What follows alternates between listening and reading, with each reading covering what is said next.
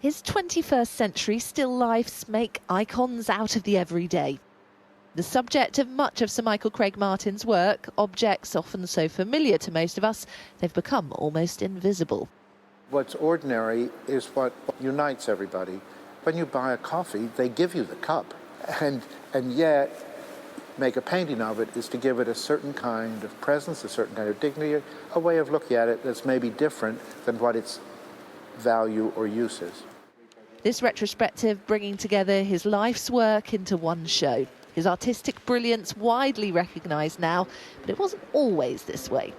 I've had terrible things said about all the work that now people think is wonderful.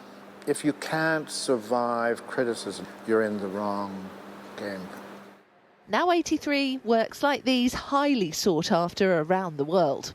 A key figure within British art. During his 60-year career, Sir Michael has proven to be not only one of the most influential artists of his generation, but one of the most influential teachers. A much-loved tutor at Goldsmiths whose students still produce headline-making work like this. His famous protégés including young British artists such as Damien Hirst and Sarah Lucas. They were very, very young, and my advice to them at the time was, if the door opens, it's best to go through it. An inspirational figure to many, in 1974 he'd made headlines of his own with this, an oak tree. Not a glass of water, honestly.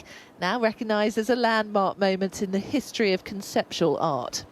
I meet people often who say to me, it changed my idea about what I thought art was, what it could be, my relation to it. But that's an amazing thing to be able to say. The language of what he paints now a little more accessible. That's if you can put away your phone. We've become probably the most visual age there's ever been. And at the same time, it's much harder for people to look at paintings. They don't move. They just, you have to come to them.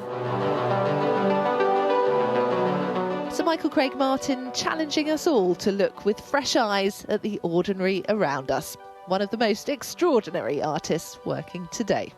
Katie Spencer, Sky News.